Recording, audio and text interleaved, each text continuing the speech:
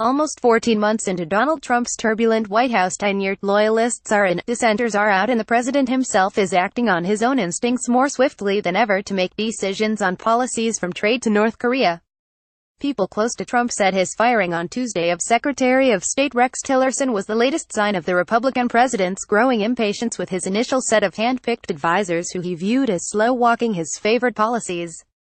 Trump will still encourage disagreement within his inner circle, these people said, but once he makes a decision, he wants it carried out swiftly.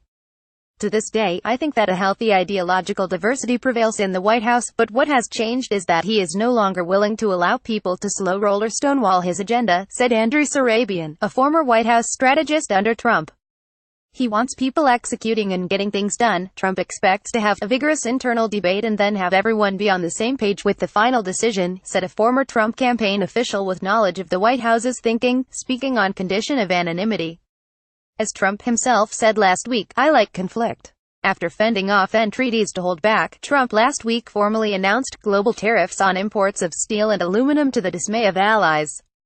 His top economic advisor Gary Cohn, who disagreed with him on trade and other issues, resigned. Later in the week, during a meeting with South Korea's national security advisor, Trump agreed to meet with North Korean leader Kim Jong-un, despite months earlier having threatened to totally destroy his country if necessary. Tillerson, who has advocated a more moderate and diplomatic approach to U.S. foreign policy, was out days later, replaced by CIA Director Mike Pompeo, a Trump loyalist. Trump announced the change on Twitter.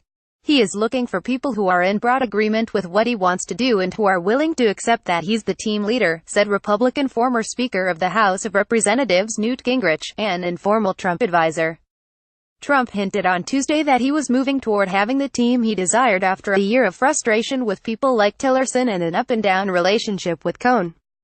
"I'm really at a point where we are getting very close to having the cabinet and other things that I want," Trump told reporters at the White House shortly after announcing his new choice for top diplomat.